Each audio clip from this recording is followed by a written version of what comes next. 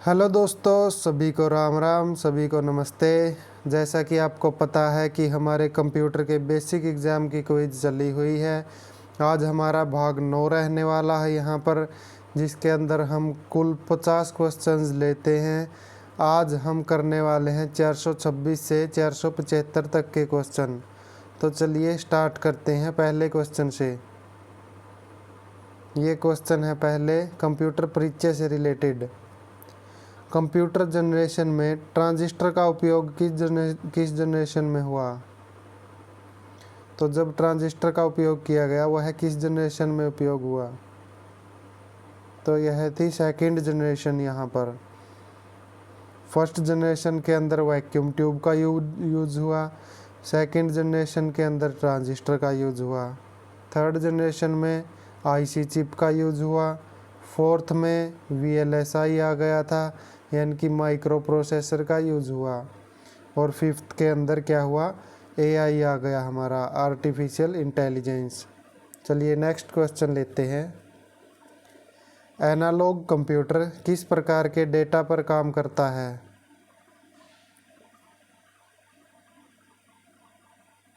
तो जो analogue computer होता है ना, वो कंटिन्यूअस सिग्नल पर कार्य करता है। तो इसमें से राइट ऑप्शन हमारा बी ऑप्शन रहने वाला है।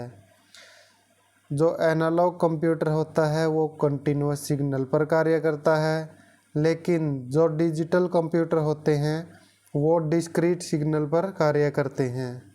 चलिए नेक्स्ट लेते हैं क्वेश्चन। सुपर कंप्यूटर का मुख्य उपयोग किस में होता है?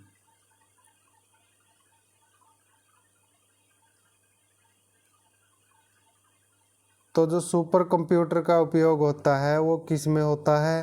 वो होता है कॉम्प्लेक्स साइंटिफिक कैलकुलेशन करने में, बड़ी बड़ी गणनाएं करने में सुपर कंप्यूटर का उपयोग किया जाता है। तो यहाँ पर हमारा क्वेश्चन राइट रहने वाला है B option, complex scientific calculation में। चार्ल्स बेबेज को किस लिए जाना जाता था? बताओ।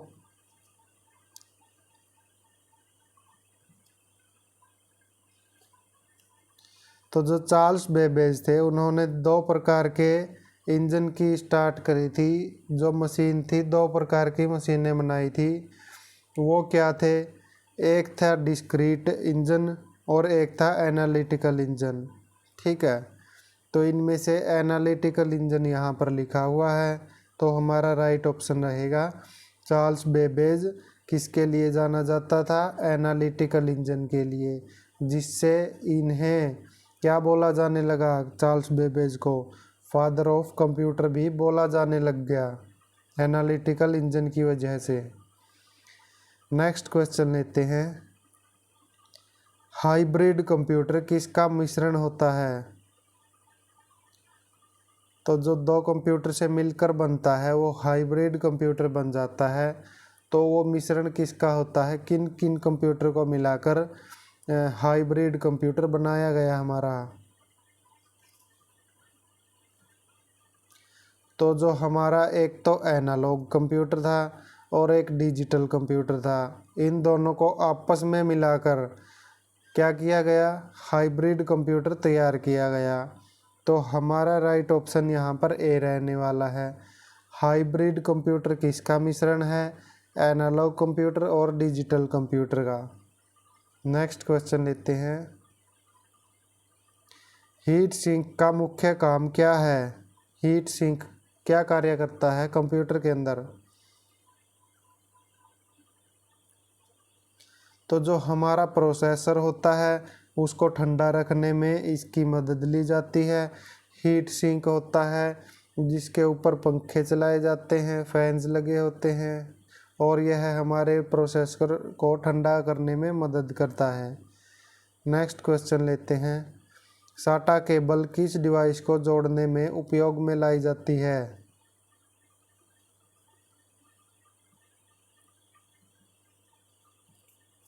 तो जो साटा केबल होती है वो हार्ड डिस्क और SSD को जोड़ने में उपयोग में लाई जाती है।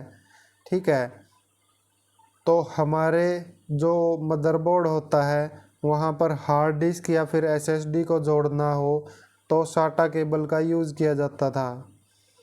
नेक्स्ट क्वेश्चन लेते हैं, जीपीयू का पूरा नाम बताओ क्या होता है।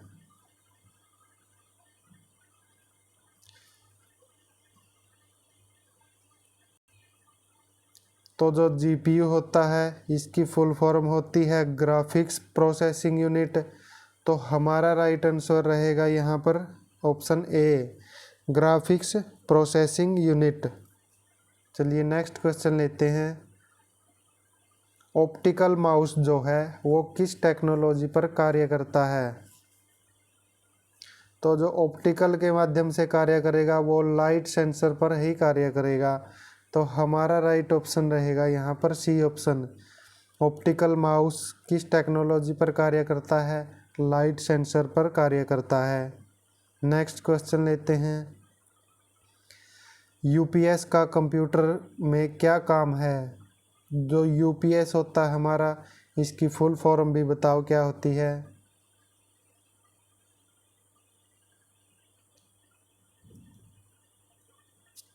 यूपीएस का कंप्यूटर के अंदर क्या कार्य होता है, इसका कार्य होता है अगर हमारी लाइट चली जाए तो हमारा कंप्यूटर बंद न हो तब यूपीएस का यूज़ किया जाता है।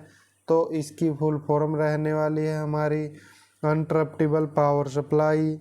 तो हमारा राइट ऑप्शन क्या रहेगा इसके अंदर, जब हमारा पावर फेलियर हो जाता है, उसमें बैकअप देना हो कंप्यूटर को, उस समय यूपीएस का यूज़ किया जाता है।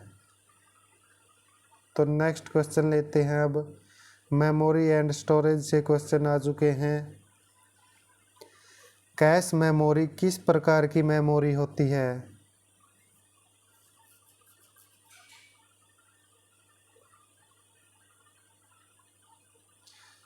तो जो हमारी कैश मेमोरी होती है वो किसके पास होती है, जैसे हमारा प्रोसेसर होता है, उसके बाद रजिस्टर यूज़ किए जाते हैं मेमोरी के लिए, उसके बाद किसका यूज़ किया जाता है, कैश मेमोरी का। तो हमारी हाईएस्ट मेमोरी हाई मेमोरी रहेगी, ये हाई स्पीड टेम्परेरी मेमोरी है ये, ठीक है। टेम्परेरी किस लिए है, क्योंकि इसके अंदर डेटा लाइट भागने पर हमारा डेटा चला जाता है इसके अंदर से, ये परमानेंट मेमोरी नहीं है। तो कैश मेमोरी किस प्रकार की मेमोरी होगी, तो हमारी होगी high speed temporary memory. Next question लेते हैं, वर्चुअल मेमोरी किसका उपयोग करके बनाई जाती है।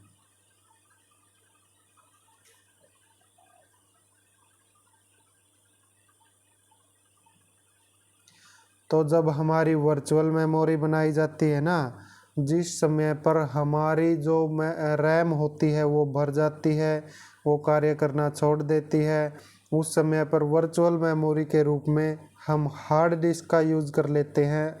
वहाँ का स्पेस यूज किया जाता है हार्ड डिस्क का रैम के भरने पर। तब क्या होता है, तब वर्चुअल मेमोरी उसे बोल दिया जाता है। तो हमारा राइट ऑप्शन रहेगा यहाँ पर बी ऑप्शन, वर्चुअल मेमोरी किसका उपयोग करके बनाई जाती है, तो वो हार्ड डिस्क के स्पेस का उपयोग करके वर्चुअल मेमोरी बनाई जाती है। नेक्स्ट क्वेश्चन लेते हैं, ब्लू रे डिस्क जो होती है उसकी स्टोरेज कैपेसिटी नॉर्मल डीवीडी से कैसी होती है, ज़्यादा होगी या कम होगी ब्लू रे डिस्क की कैपेसिटी।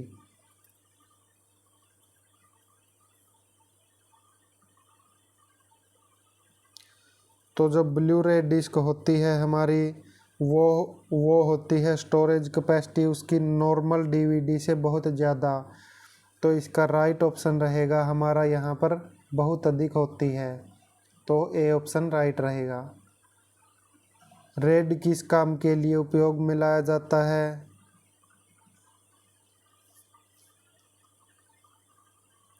रेड किस काम के लिए उपयोग में लाया जाता है, तो मल्टीपल डिस्क को जोड़कर परफॉर्मेंस को या फिर बैकअप देना, परफॉर्मेंस को बढ़ाना या फिर बैकअप देना रेड का कार्य होता है।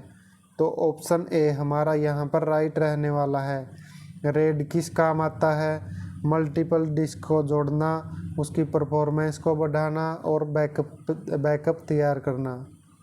चलिए नेक्स्ट क्वेश्चन लेते हैं। NVMe SSD की खासियत क्या है?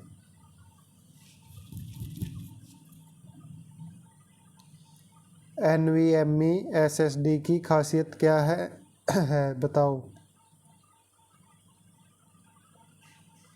तो इसकी खासियत है हमारा यहाँ पर राइट ऑप्शन रहेगा डी ऑप्शन। PCIe के ज़रिए बहुत तेज़ डेटा ट्रांसफ़र करने के लिए NVMe SSD का उपयोग किया जाता है। चलिए नेक्स्ट क्वेश्चन लेते हैं। ऑपरेटिंग सिस्टम से क्वेश्चन आ चुके हैं यहाँ पर हमारे। मल्टीटास्किंग ऑपरेटिंग सिस्टम का क्या मतलब होता है? मल्टीटास्किंग क्या होता है ये बताओ ऑपरेटिंग सिस्टम के अंदर।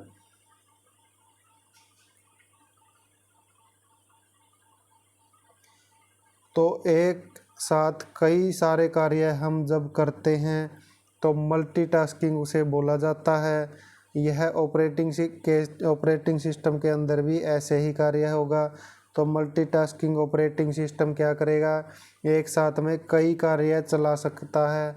तो हमारा राइट ऑप्शन कौन सा रहेगा यहाँ पर? D option. एक साथ में कई टास्क चल सकते हैं इसके अंदर। कर्नेल ऑपरेटिंग सिस्टम का कौन सा भाग है? जो कर्नेल है वो ऑपरेटिंग सिस्टम का कौन सा भाग होता है?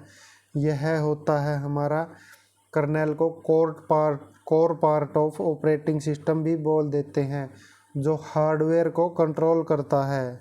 कर्नेल ऑपरेटिंग सिस्टम क्या होता है? ऑपरेटिंग सिस्टम का कोर पार्ट होता है। तो हमारा राइट ऑप्शन रहेगा यहाँ पर ए ऑप्शन। चलिए नेक्स्ट क्वेश्चन लेते हैं। डेडलॉक किस स्थिति में होता है? डेडलॉक कब होता है? जब 3-4 प्रोसेस हमारी आपस में आकर टकरा जाती हैं या फिर उनका आने का इंतज़ार करता है हमारा प्रोसेसर दूसरी प्रोसेसेस का, लेकिन चल रही दूसरी प्रोसेस होती हैं। तो क्या होता है? प्रोसेस एक दूसरे के रिसोर्स का इंतज़ार करने लगता है प्रोसेसर। ठीक है, एक दूसरे की रिसोर्स का इंतज़ार करना डेडलॉक कहलाता है। तो यहाँ पर बी ऑप्शन हमारा राइट रहेगा। प्रोसेसर एक दूसरे के रिसोर्स का इंतज़ार करें तो डेडलॉक हो जाता है वहाँ पर। डिवाइस ड्राइवर का क्या काम होता है?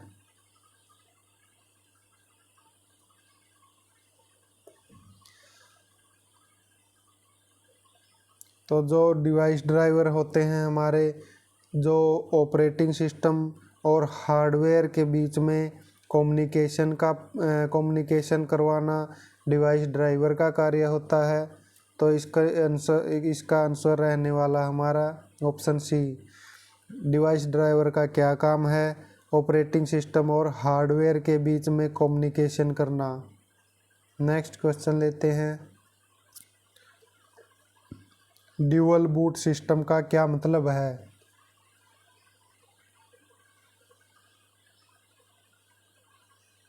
तो ड्यूअल बूट सिस्टम यानी कि डबल बूटिंग करना होता है इसका मतलब। तो हमारा राइट ऑप्शन कौन सा रहेगा इसके अंदर? एक कंप्यूटर में अगर अलग अलग 2 ऑपरेटिंग सिस्टम लगे हों तो ड्यूअल ऑपरेटिंग सिस्टम बोला जाता है, ड्यूअल बूट सिस्टम बोला जाता है उसे। तो हमारा राइट ऑप्शन रहेगा यहाँ पर एक कंप्यूटर में अलग अलग 2 ऑपरेटिंग सिस्टम इंस्टॉल होना ड्यूअल बूटिंग सिस्टम बोला जाता है। नेटवर्किंग से क्वेश्चन आ चुके हैं हमारे। फायरवॉल का मुख्य काम क्या होता है ये बताओ अब आप। फायरवॉल यूज़ कहाँ पर होता है? वो होता है नेटवर्क में यूज़ होता है। फायरवॉल का यूज़ क्यों किया जाता है? उसका काम क्या होता है? वो जो अनऑथोराइज्ड एक्सेस होते हैं ना, जो हमारे काम के एक्सेस नहीं होते, उन्हें रोकना, उन्हें बंद करना फायरवॉल का कार्य होता है। तो हमारा राइट ऑप्शन कौन सा रहेगा यहाँ पर? फायरवॉल का मुख्य कार्य क्या है? अनऑथोराइज्ड एक्सेस को रोकना फायरवॉल का मुख्य कार्य है। चलिए नेक्स्ट क्वेश्चन लेते हैं। बैंडविड्थ किससे मापता है?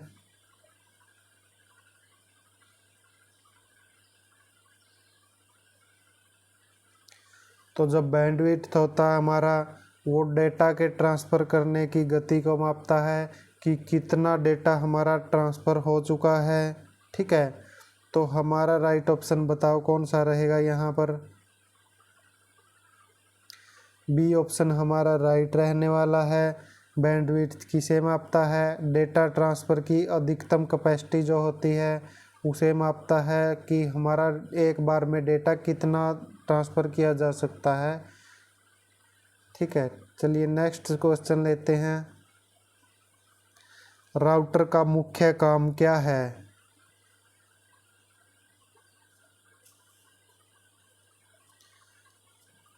तो जो राउटर होता है हमारा, उसका मुख्य काम क्या होता है बताओ? नेटवर्क के बीच में डेटा पैकेट्स भेजना राउटर का मुख्य कार्य होता है। जिस तरह से हमारा राउटर जो होता है, जिसमें से वाईफाई हम छोड़ते हैं, वाईफाई हम बोलते हैं उसे। ठीक है, जब हम उसे एक नेटवर्क बनाने का कार्य भी राउटर करता है जिस तरह से, तो वह क्या करता है, नेटवर्क के बीच में डेटा पैकेट्स को भेजता है। जिस तरह से हम अपने फ़ोन में वाईफाई को जोड़ लेते हैं हॉटस्पॉट खोलकर, किसी में हॉटस्पॉट खोलकर, तो राउटर हॉटस्पॉट का ही कार्य करता है। तो यहाँ पर राइट ऑप्शन क्या रहने वाला है? नेटवर्क के बीच डेटा पैकेट भेजना। नेक्स्ट क्वेश्चन लेते हैं। वाइड एरिया नेटवर्क की फुल फॉर्म क्या होती है? अरे मैंने बता दिया तो, वाइड एरिया नेटवर्क की फुल फॉर्म। चलिए नेक्स्ट क्वेश्चन लेते हैं। HTTPS में एस किसे दर्शाता है ये बताओ? तो जो हाइपर टेक्स्ट ट्रांसफ़र प्रोटोकॉल होता है, उसके आगे अगर हम एस लगा देते हैं तो उसे सिक्योर बोला जाता है। तो राइट ऑप्शन रहेगा हमारा यहाँ पर डी ऑप्शन। नेक्स्ट क्वेश्चन लेते हैं। कंप्यूटर सॉफ्टवेयर से क्वेश्चन आ चुके हैं हमारे। तो बताओ फ्रीवेयर सॉफ्टवेयर का क्या मतलब होता है? तो जो सॉफ्टवेयर फ्री में उपलब्ध हों वो फ्रीवेयर सॉफ्टवेयर बोले जाते हैं। तो राइट ऑप्शन देख के बताओ कौन सा होगा यहाँ हमारा? सॉफ्टवेयर जो मुफ्त में उपलब्ध होते हैं उन्हें फ्रीवेयर सॉफ्टवेयर बोला जाता है। तो राइट ऑप्शन रहेगा सी यहाँ हमारा। कंपाइलर और इंटरप्रेटर में मुख्य क्या अंतर होता है? कंपाइलर एक बार में ही पूरे कोड को, और interpreter line by line code को क्या करता है, कंपाइल करता है, यानी कि ट्रांसलेट करता है दूसरे लैंग्वेज में। जैसे कि हाई लेवल लैंग्वेज होती है, वो ये दोनों क्या करते हैं, लो लेवल लैंग्वेज में क्या करते हैं, ट्रांसलेट करते हैं उसे, हमारे कोड को। तो इसके अंदर राइट ऑप्शन कौन सा रहेगा ये बताओ? इसके अंदर राइट ऑप्शन रहेगा सी ऑप्शन हमारा। कंपाइलर पूरा कोड एक साथ ट्रांसलेट करता है। ठीक है, इसके अंदर कंपाइलर की ही बताई गई है, लेकिन जो इंटरप्रेटर होता है हमारा, वो लाइन बाय लाइन हमारे कोड को क्या करता है, ट्रांसलेट करता है। नेक्स्ट क्वेश्चन लेते हैं। ओपन सोर्स सॉफ्टवेयर की खासियत क्या है? तो जो ओपन सोर्स सॉफ्टवेयर होते हैं हमारे, वो क्या करते हैं, वो एक प्रकार के फ्री ही सॉफ्टवेयर होते हैं और उनका सोर्स कोड जो होता है वो ओपन होता है। तो इसके अंदर राइट ऑप्शन बताओ देखकर कौन सा राइट रहने वाला है?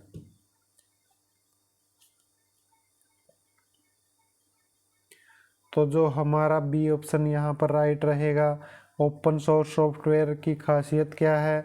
हमारा सोर्स कोड जो है वो पब्लिकली उपलब्ध होता है, सबके लिए फ्री होता है। ठीक है, नेक्स्ट क्वेश्चन लेते हैं। फर्मवेयर क्या होता है?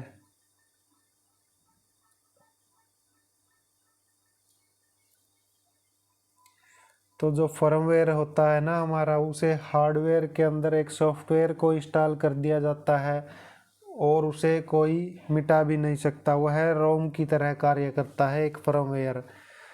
तो इसके अंदर राइट ऑप्शन रहेगा हमारा बी। यहाँ पर फर्मवेयर क्या होता है? हार्डवेयर में परमानेंटली स्टोर सॉफ्टवेयर जो होता है वो फर्मवेयर कहलाता है। हार्डवेयर में जो परमानेंटली स्टोर होता है सॉफ्टवेयर, उसे फर्मवेयर बोल देते हैं। नेक्स्ट क्वेश्चन लेते हैं, यूटिलिटी सॉफ्टवेयर का उदाहरण कौन सा है? तो जो यूटिलिटी सॉफ्टवेयर होते हैं हमारे, वो हमारे कंप्यूटर की परफॉर्मेंस को बढ़ाने के लिए यूज़ में लाए जाते हैं। ठीक है, तो इनमें से ये ए, सी और बी तो हैं हमारे अलग सॉफ्टवेयर, और डी है हमारा यूटिलिटी सॉफ्टवेयर। इसके अंदर डी ऑप्शन राइट रहने वाला है। एंटीवायरस सॉफ्टवेयर जो होता है हमारा, वो या यूटिलिटी सॉफ्टवेयर के अंदर आता है। चलिए नेक्स्ट क्वेश्चन लेते हैं। एमएस ऑफिस से क्वेश्चन है हमारे आगे। तो एमएस एक्सेल में वी लुकअप फंक्शन क्या कार्य करता है? वी लुकअप फंक्शन के बारे में बताओ। जो एच लुकअप फंक्शन होता है वो हॉरिजेंटली डेटा को सर्च करता है, और वी लुकअप जो होता है वो वर्टिकली डेटा को सर्च करता है। तो इसके अंदर बताओ राइट ऑप्शन कौन सा रहने वाला है?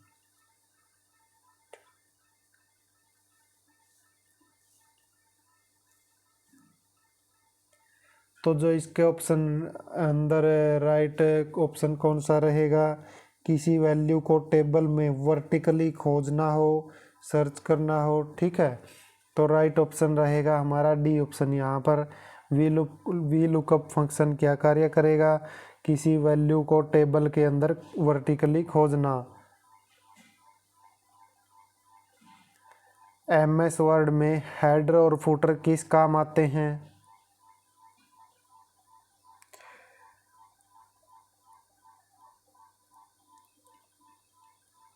हेडर और फुटर किस काम आते हैं? हमारे पेज के ऊपर या नीचे लगे होते हैं। जो हेडर फुटर होते हैं वो रिपीटेड कंटेंट को दिखाते हैं, यानी कि हर एक पेज पर बार बार दिखाए जा सकते हैं हेडर और फुटर। ठीक है, तो हमारा राइट ऑप्शन रहेगा यहाँ पर सी ऑप्शन। एमएस वर्ड में हेडर और फुटर किस काम आते हैं? वो आते हैं पेज के ऊपर और नीचे रिपीटेड कंटेंट को दिखाने के लिए। नेक्स्ट क्वेश्चन है हमारा, एमएस पावर पॉइंट में ट्रांजिशन का क्या काम होता है? तो जो दो स्लाइड के बीच में लगी होती है, जो इफ़ेक्ट लगाए जाते हैं, उन्हें ट्रांजिशन बोल दिया जाता है। और स्लाइड के ऊपर लगे इफ़ेक्ट को क्या कहेंगे हम? उसे एनिमेशन बोल देंगे। लेकिन दो स्लाइड के बीच में जो इफ़ेक्ट लगे होते हैं उन्हें एनिमेशन बोला जाता है। तो राइट ऑप्शन हमारा सी रहने वाला है। यहाँ पर ट्रांजिशन क्या क्या काम करता है? दो स्लाइड के बीच में एनिमेशन इफ़ेक्ट देना ट्रांजिशन का कार्य होता है। एमएस एक्सेल में एब्सोल्यूट सेल रेफरेंस किससे बनती है? तो जो एब्सोल्यूट सेल रेफरेंस होती है एक्सेल के अंदर, वो बनाई जाती है डॉलर साइन से। ठीक है, जिससे हमारा डेटा अगर हम कॉपी करें दूसरी जगह पर उस सेल का डेटा जिस पर एब्सोल्यूट सेल रेफरेंस लगा हो, तो हमारा डेटा वैसे का वैसा बना रहता है, वो चेंज नहीं होता। तो नेक्स्ट क्वेश्चन लेते हैं। एमएस वर्ड में मेल मर्ज का उपयोग किस लिए किया जाता है?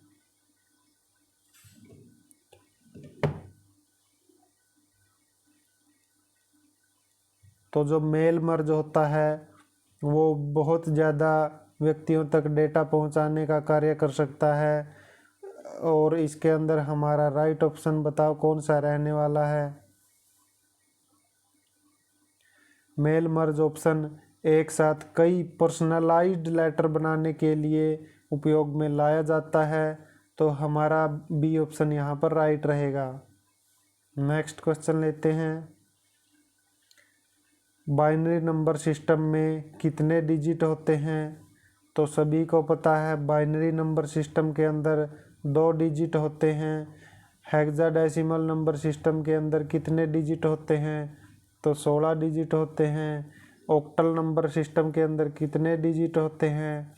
तो 8 डिजिट होते हैं हमारे। और जो हमारा होता है डेसिमल नंबर सिस्टम, उसके अंदर कितने डिजिट होंगे? 10 डिजिट होंगे। नेक्स्ट क्वेश्चन लेते हैं। डेसिमल 10 का बाइनरी रूप क्या होगा? डेसिमल के अंदर अगर हम 10 लिखें तो उसका बाइनरी रूप बताओ क्या होगा? तो इसके अंदर राइट ऑप्शन रहेगा हमारा 10 10 1 0 1 0, यानी कि ठीक है, यह हमारा बाइनरी रूप होता है डेसिमल के अंदर 10 को अगर लिखा जाए तो। चलिए नेक्स्ट क्वेश्चन लेते हैं। एंड गेट का आउटपुट कब 1 होता है, ये बताओ। तो एंड गेट के अंदर क्या किया जाता है? दो दो बिट को की गुणा की जाती है इसके अंदर, ठीक है। तो अगर हम 1 और 1 को गुणा करेंगे तभी हमारा ऑप्शन 1 निकल कर आएगा, आउटपुट 1 निकल कर आएगा। यानी कि जब हम दोनों इनपुट 1 देते हैं तभी हमारा आउटपुट 1 निकलता है। अदरवाइज अगर हम 0 और 1 की गुणा करेंगे तो हमेशा हमारा आउटपुट 0 निकलेगा बाकी गेट के अंदर, ठीक है, एंड गेट के अंदर। चलिए नेक्स्ट क्वेश्चन लेते हैं। 1 बाइट में कितने बिट होते हैं, ये बताओ। तो 1 बाइट के अंदर होते हैं 2 निबल। और बिट कितने होते हैं? 8 बिट होते हैं 1 बाइट के अंदर, ठीक है। तो राइट ऑप्शन हमारा रहेगा बी ऑप्शन, यहाँ सी ऑप्शन। नेक्स्ट क्वेश्चन लेते हैं। और गेट का आउटपुट कब 0 होगा? हम सभी को पता है और गेट के अंदर क्या किया जाता है? तो दो बिट को जोड़ा जाता है। जब हम 2 बिट को जोड़ते हैं तब हमारा जो आउटपुट है वो 0 कब आएगा? जब दोनों इनपुट हमारे 0 होंगे, उसी समय क्या आएगा? 0 हमारा आउटपुट आएगा। तो इसके अंदर राइट ऑप्शन बताओ कौन सा रहने वाला है। तो हमारा सी ऑप्शन यहाँ पर राइट रहेगा। और गेट के अंदर जोड़ किया जाता है ना, तो और गेट का आउटपुट 0 कब होगा? जब दोनों इनपुट 0 होंगे। साइबर सिक्योरिटी से क्वेश्चन आ चुके हैं हमारे यहाँ पर। फिशिंग अटैक किस तरीके से किया जाता है? तो जिस तरह से मछली पकड़ते हैं उसे किसी न किसी फंदे में फंसा लेते हैं हम लोग, इसी तरह से हमारे कंप्यूटर के अंदर भी फिशिंग अटैक होता है। तो वो किस तरीके से किया जाता है, ये बताओ। तो हमें फेक ईमेल भेजकर या फिर वेबसाइट से धोखाधड़ी करके फिशिंग किया जाता है। तो हमारा राइट ऑप्शन रहेगा यहाँ पर फेक ईमेल या वेबसाइट से धोखा देकर फिशिंग अटैक के तरीके को अपनाया जाता है। तो हमारा राइट ऑप्शन ए रहने वाला है। नेक्स्ट क्वेश्चन लेते हैं। 2 फैक्टर अथेंटिकेशन का क्या फ़ायदा होता है? एक होता है 2 फैक्टर अथेंटिकेशन, एक होता है 3 फैक्टर अथेंटिकेशन। उसमें और भी ज़्यादा सिक्योरिटी प्रोवाइड कर दी जाती है 3 फैक्टर अथेंटिकेशन के अंदर, ठीक है। तो इसका भी बताओ क्या रहने वाला है ऑप्शन राइट।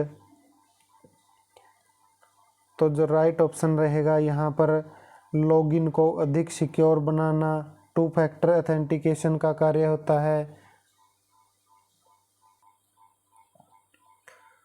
लॉगिन को सिक्योर बनाते हैं ना, जिस तरह से हम किसी फेसबुक के अंदर लॉगिन करते हैं, अगर हम दूसरे डिवाइस से लॉगिन करने लगें तो उस समय ये चीज़ें मांगी जाती हैं हमसे, 2 फैक्टर अथेंटिकेशन या फिर 3 फैक्टर अथेंटिकेशन जैसी।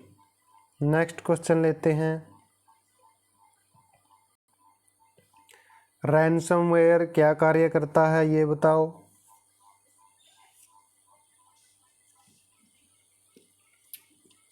तो रैनसमवेयर का मतलब क्या होता है, किसी से किसी की चीज़ को छीनकर उससे फिरौती मांगना रैनसमवेयर कहलाता है। तो राइट ऑप्शन क्या रहने वाला है, हमारे कंप्यूटर से भी कुछ चीज़ें हमसे छीन ली जाती हैं, उस समय पर हमसे अगर फिरौती मांगी जाए तो उसे भी रैनसमवेयर ही बोलेंगे। तो राइट ऑप्शन क्या रहेगा हमारा यहाँ पर, तो डेटा को एनक्रिप्ट कर दिया जाता है। जो हमारे कंप्यूटर के अंदर पड़ा होता है ना, अगर उसके अंदर लॉक लगा दिया जाए तो वो हमारा डेटा हम तक प्रोवाइड नहीं हो पाएगा, और फिर वो लोग पेमेंट हमसे मांगते हैं, फिरौती मांगते हैं। तो हमारा राइट ऑप्शन रहेगा ये ऑप्शन यहाँ पर। रैनसमवेयर क्या कार्य करता है, डेटा को एनक्रिप्ट करके पेमेंट मांगता है। नेक्स्ट क्वेश्चन लेते हैं, वीपीएन का मुख्य उपयोग क्या होता है। तो जो इसकी फुल फॉर्म बताओ सबसे पहले क्या होगी वीपीएन की, ये होगी हमारी वीपीएन की full form, virtual private network. हमारा नेटवर्क ऐसा बना दिया जाता है प्राइवेट तरीके से, जो किसी को दिखाई ना दे, जिससे हमारा फ़ोन हैक ना हो सके या कंप्यूटर हैक ना हो सके, जिससे आप कई सारे गेम्स भी खेलते हैं, जैसे पबजी खेलते हो आप लोग वीपीएन का यूज़ करके। जिस समय पर हमारे भारत के अंदर यूज़ करना बंद हो गया था पबजी का, उस समय आप वीपीएन का यूज़ करते थे, यानी कि अपना एक प्राइवेट नेटवर्क बना लेते थे वहाँ पर वर्चुअली तरीके से। तो राइट ऑप्शन बताओ कौन सा रहेगा यहाँ पर।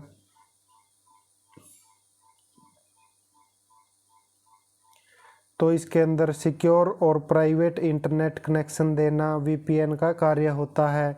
हमारा राइट ऑप्शन रहने वाला है यहाँ पर ए ऑप्शन। नेक्स्ट क्वेश्चन लेते हैं, फायरवॉल हार्डवेयर और सॉफ्टवेयर दोनों रूप में क्यों आता है।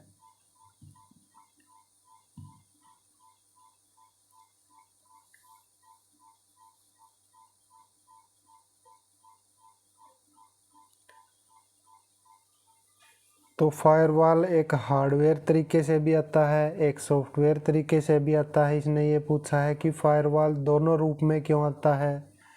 तो इसका राइट ऑप्शन रहेगा यहाँ पर, अलग अलग लेवल पर नेटवर्क को सिक्योर करने के लिए हमारे फायरवॉल का यूज़ किया जाता है, जिसमें हम हार्डवेयर को भी लेते हैं और सॉफ्टवेयर के तरीके से भी फायरवॉल को लेते हैं, अलग अलग लेवल पर नेटवर्क को सिक्योर करने के लिए। नेक्स्ट क्वेश्चन है हमारे, मॉडर्न टेक्नोलॉजी से आ चुके हैं, आर्टिफिशियल इंटेलिजेंस का मुख्य उद्देश्य बताओ क्या होता है। तो आजकल हमारे चारों तरफ एआई का बोलबाला है, जिसे आर्टिफिशियल इंटेलिजेंस बोला जाता है। इसका मुख्य उद्देश्य क्या होता है ये बताओ आप लोग। तो इसका मुख्य उद्देश्य होगा मशीन को ह्यूमन जैसी थिंकिंग देना, इसका एआई का मुख्य उद्देश्य है। जिस तरह से मशीनें भी कुछ सीखती हैं अपने आप, ठीक है, तो एआई के तरीके से सिखाया जाता है मशीनों को ह्यूमन जैसी थिंकिंग दी जाती है। तो राइट ऑप्शन बी रहेगा हमारा यहाँ पर। क्लाउड कंप्यूटिंग में डेटा कहाँ स्टोर होता है।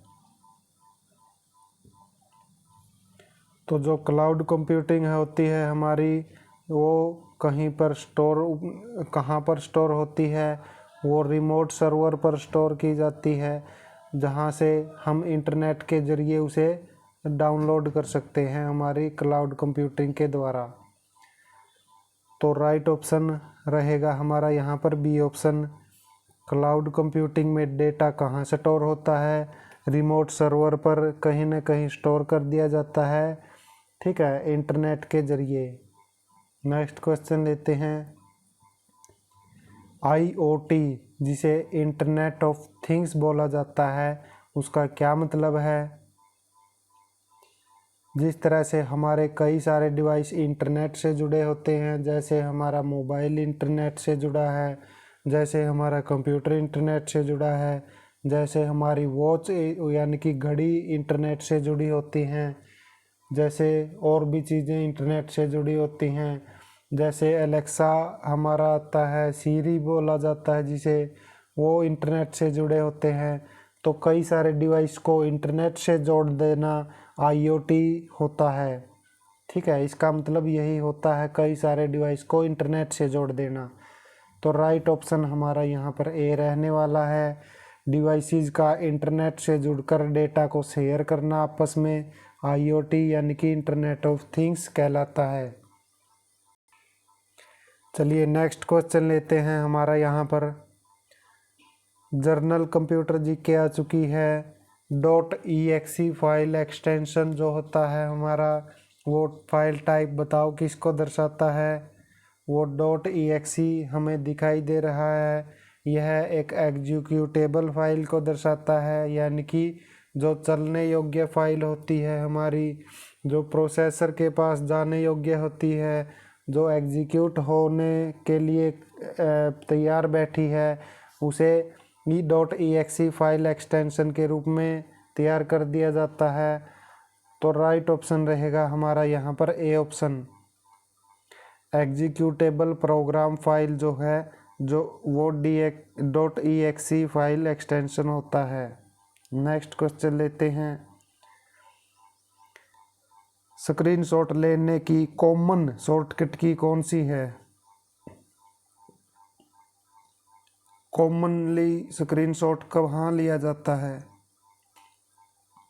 तो जो स्क्रीनशॉट लेने के लिए उसकी की होती है ना एक, जिसे हम प्रिंट स्क्रीन की भी बोल देते हैं। ठीक है, तो हमारे आज के यही क्वेश्चन थे। हम 50 क्वेश्चन कर चुके हैं। अगर आपको ये फॉर्मेट लगाना है, HTML के फॉर्मेट में ये हमारी फाइल बनी हुई है। अगर आपको ये क्वेश्चंस लगाने हैं अपने घर पर, तो आप मुझे मैसेज कर सकते हो 9996655846 पर, और हम इन क्वेश्चन को दोबारा भी लगा सकते हैं। जैसे कि अब ये क्वेश्चन पूरे हो चुके थे हमारे, अगर हम फिर से कोशिश करें पर क्लिक कर देते हैं तो हमारे ये क्वेश्चन दोबारा से चलने लगते हैं।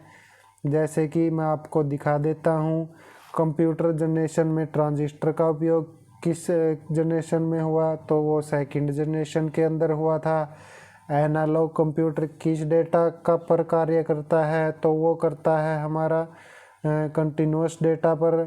ठीक है, इसी तरह से आप बार बार क्वेश्चन लगा सकते हैं जब तक आपकी तैयारी न हो। सुपर कंप्यूटर का मुख्य उपयोग किस में होता है, तो कॉम्प्लेक्स साइंटिफिक कैलकुलेशन में सुपर कंप्यूटर का उपयोग किया जाता है। तो आज के लिए इतना ही था।